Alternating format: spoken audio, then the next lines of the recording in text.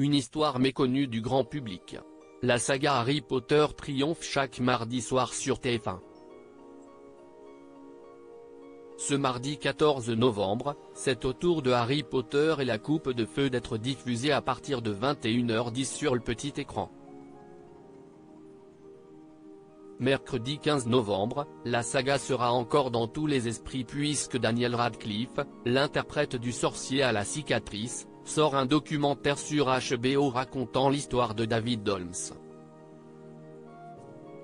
Certains l'ignorent peut-être mais il s'agissait de la doublure du personnage principal. À l'époque en 2009, le jeune Britannique, grand amateur de sensations fortes, sportif émérite et cascadeur professionnel a tout juste 25 ans.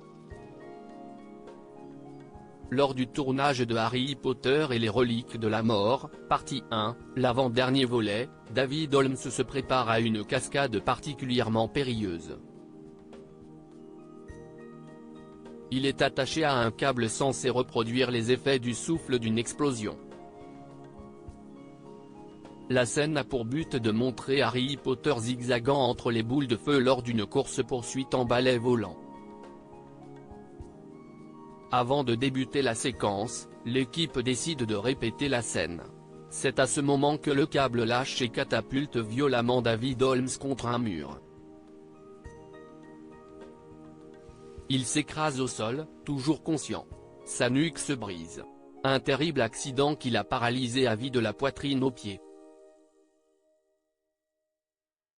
Harry Potter, 20 ans après, à quoi ressemblent les acteurs ?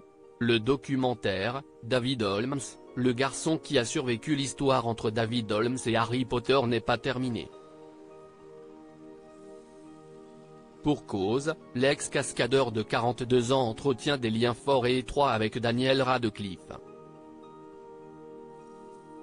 15 ans après la dernière cascade de son double, l'acteur a décidé de lui rendre hommage en produisant un documentaire sur son travail de cascadeur, intitulé en anglais David Holmes, The Boy Who Lived.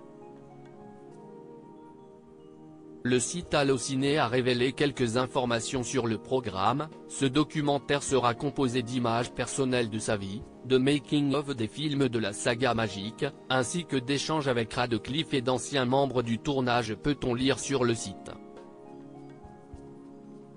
Selon nos confrères, le documentaire sera diffusé le 15 novembre aux États-Unis sur HBO et disponible sur Max dans la foulée. Aucune date n'a été annoncée pour les autres pays. Crédit photo, Harry Potter.